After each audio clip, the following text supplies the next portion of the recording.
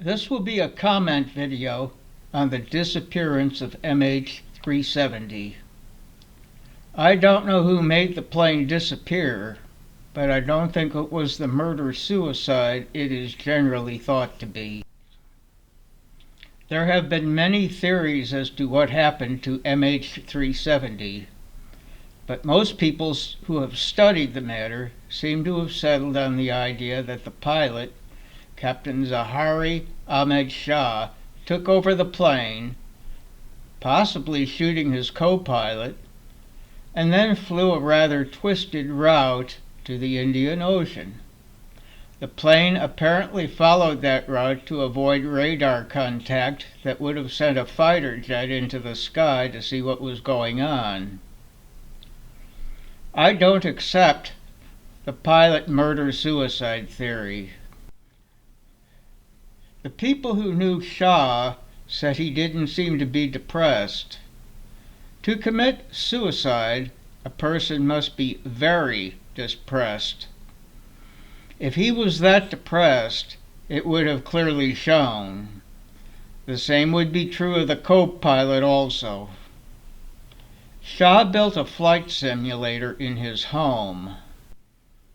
This is it. Contrary to what some people have thought, he did not have to build a special room or make any parts. He just bought and assembled the parts. The parts you see can be bought on Amazon. Among a great many other simulation flights on Shah's computer, he apparently used one flight simulation to the Indian Ocean. These facts have been pointed to as evidence of his guilt. It really shows the opposite.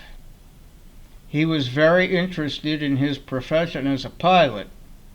This is the mark of someone who is not depressed. I have suffered from depression myself. One of the biggest marks of a depressed person is they lose interest in doing things they normally are interested in. Making videos was my favorite hobby. I quit making videos for almost 10 months without realizing it. I wasn't anywhere near being suicidal. Suicide, let alone murder, never occurred to me. Suicide is almost always done on the spur of the moment. If the person has a gun, they use it on themselves. Otherwise, they jump in front of a truck or a train, jump off a bridge, or something else they could arrange in a short time. The notion that a very depressed pilot would spend his time practicing murder-suicide on a flight simulator makes no sense. The captain, Zahari Ahmed Shah, was posthumously framed for murder. So, what else could have happened? I have concluded that the MH370 disappearance was in fact a hijacking, but not by the crew. I think a group of 3 or 4 people took over the plane. At least one had to be a professional pilot, but not necessarily experienced on a Boeing 777. The Boeing 777 took off from Kuala Lumpur Airport shortly after midnight. Not long after, the hijack team took over.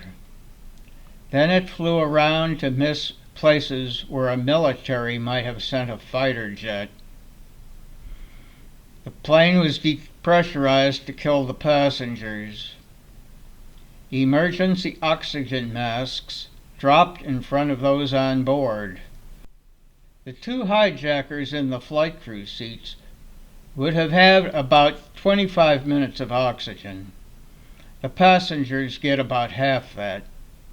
Some passengers may have been shot to make their oxygen mask available to the other 1 or 2 hijackers in the passenger area. Then the cabin pressure would be restored. The plane flew south about 6 hours. It flew this long to arrive at a planned location in early sunlight. It was met by a boat of some kind. It may have been a yacht, a fishing boat, or something else. Then the plane was ditched in the water. Contrary to much that has been said, the pilot did not have to be a very experienced pilot on the Boeing 777. Ditching a plane is a matter of flying in the wind, wing flaps down, as slow as possible, just over the water, then shutting down the engines. From there, it's a matter of luck. The pilot got lucky. Only a few pieces of the right wing seem to have been broken off the plane. The hijackers got in the boat and likely went to some nearby port, maybe in Australia. The airplane would sink in a short time. Airplanes aren't built to float. Some unknown group of people took over the plane. These people most likely were from one of three types of organizations. These are a terrorist group, a criminal organization, or a government agency that deals in secret actions. The purpose of the attack on MH370 most likely would have been to kill some group of people. I assume at least 5 people were in the victim group. If each individual member of the target group was killed separately, no matter how well the killings were made to look like accidents, suicides, or just simply unexplained disappearances, it would have been known that they had been killed for their work as a group. Having the group killed in an accident or even a murder-suicide made it look like they were not selected as victims, but had happened to make a very unhappy choice of airline flights. This brings me to 2 questions. What was the victim group, and why did somebody so much want them dead? The answer? I don't know. I can guess about it, but you can do that as well as I can. We may never know who did this, but I think it is more likely that someone involved in the plot will eventually tell all. A substantial number of people would have been involved. To start with, someone had to authorize the attack. The people who organized it, those who came up with the money, and the people on the boat would have known what happened. I would guess at least 12 people were involved. All of those involved are guilty of 239 counts of conspiracy to murder. They won't be talking soon. On the other hand, one of the people may be charged with some major crime someday and offer the facts about the MH370 disappearance in exchange for immunity from that crime, as well as his part in the MH370 crime. Or maybe to avenge some insult from one of the other conspirators.